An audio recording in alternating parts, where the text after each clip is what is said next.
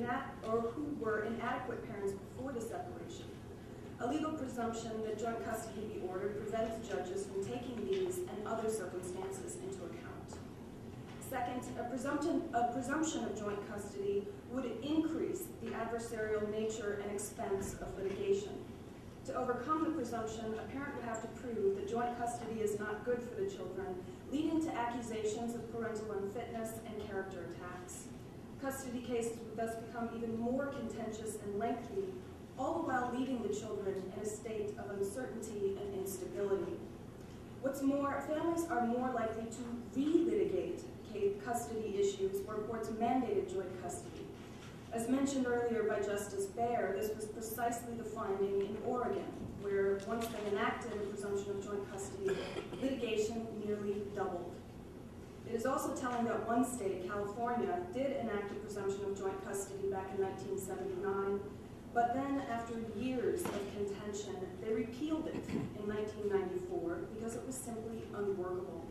The barriers cited by California judges were a lack of parental cooperation, continuing parental conflict, and instability for the children, making the presumption impossible to implement successfully.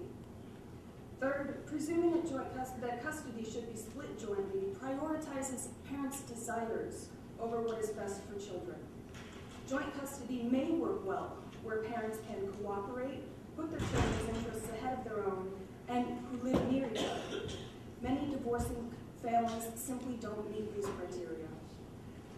Moreover, where there is ongoing conflict between parents, joint custody has been linked to higher levels of emotional, behavioral, and social problems for the children, making it clearly inconsistent with their best interests. Now, the foregoing reasons apply to all custody cases, regardless of whether domestic violence has occurred. With particular regard to cases involving abuse, presumptive joint custody simply fails to acknowledge the overwhelming prevalence of domestic violence cases in our custody system.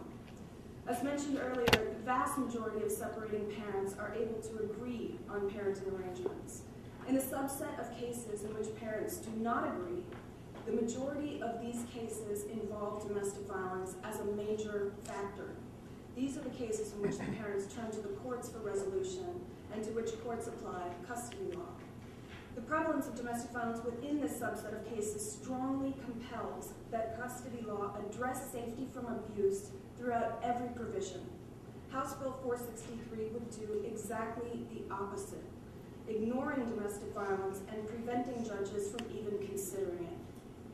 What's more, mandating ongoing contact with a known abuser directly contradicts strong public policy interests in preventing domestic violence and protecting its victims.